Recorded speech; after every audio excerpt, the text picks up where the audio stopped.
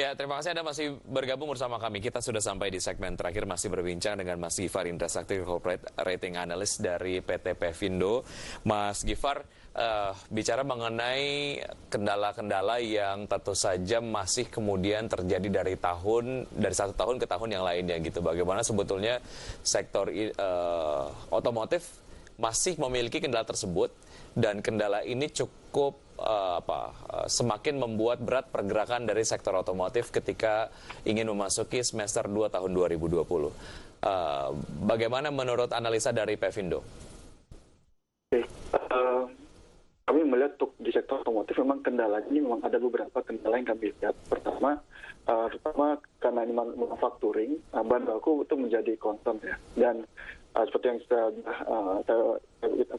informasikan sebelumnya, memang kita belum sepenuhnya disuplai dari bahan baku dan dalam negeri, hingga masih ada bahan baku yang kita impor dari luar, hingga ada komponen yang tidak diproduksi dalam negeri, kita butuh impor dari luar.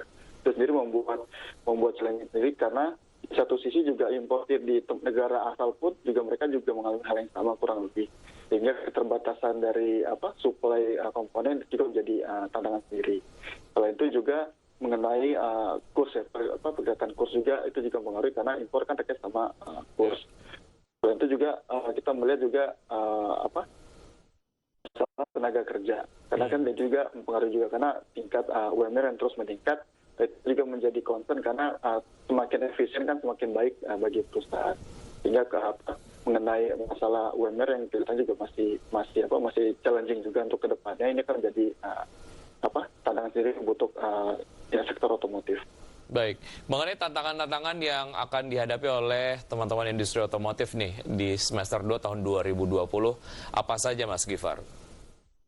Untuk tantangan di semester 2020, yang pertama adalah gimana meningkatkan daya beli dari masyarakat. Itu paling penting, karena itu yang menopang dari pendapatan dari sektor otomotif. Namun di satu sisi juga mereka juga mesti melihat lagi bagaimana kemampuan mereka untuk bisa mengelola biaya produksi ya. Karena itu juga menjadi penting, karena juga bagian besar juga kan mereka juga pasti ada pinjaman juga ke perbankan atau ke lembaga keuangan lainnya. Itu juga yang juga mesti dikalkulasi dengan baik, karena juga jangan sampai kondisi perusahaan juga terbebani oleh kewajiban-kewajiban yang harus diselesaikan. Baik, Mas Gifar, sektor otomotif masuk ke dalam 7 sektor paling terpengaruh dari COVID-19. Bagaimana sebetulnya Anda dapat melihat kinerja perusahaan sektor otomotif yang tercatat di Bursa Efek Indonesia? Bagaimana ini kemudian tetap menjadi sektor yang secara rekomendasi masih banyak direkomendasikan untuk dihindari, atau mungkin secara momentum bisa masuk? Oke. Memang kalau dari sektor otomotif yang tercatat di bursa, ada beberapa yang kami lihat, yaitu diantara adalah Astra International, Astra Autopart, terus juga Indomobil Internasional, dan juga Selamat Sempurna. Ini yang diantara yang masuk ke dalam sektor otomotif. Selama 2020 kuartal pertama, kami melihat pendapatan dari Astra International untuk segmen otomotifnya sendiri, mereka turun 8,4%. Untuk Astra Autopart juga yang bergerak banyak ke komponen spare part dari otomotif, mereka juga mengalami penurunan 1,77%. Indomobil sebagai produsen otomotif, produsen mobil dan juga truk juga, mereka juga mengalami penurunan yang juga cukup besar di atas 15%. Sementara untuk Selamat Sempurna, mereka juga mengalami penurunan sekitar 9,8%.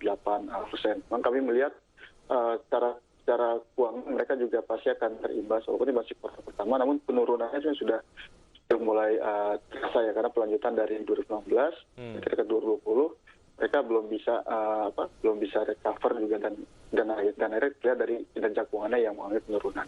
Baik, dan yang paling penting sebetulnya adalah melihat ataupun menilik kembali beberapa indikator-indikator fundamental dari perusahaan-perusahaan otomotif, supaya ini meyakinkan investor jika kemudian memutuskan untuk bisa masuk lagi di saham-saham berbasis otomotif. Mas Gifar, terima kasih sudah bergabung di Market Review. Sukses selalu untuk Anda, sehat selalu Mas Gifar. Terima kasih Mas Riki, selamat pagi. Ya, baik, sampai jumpa. Dan pemirsa, demikian perbincangan kami bersama beberapa narasumber di Market Review. Semoga perbincangan kami dapat memberikan inspirasi untuk Anda. Saya Wiki Adrian, undur diri. Terima kasih. Sampai jumpa.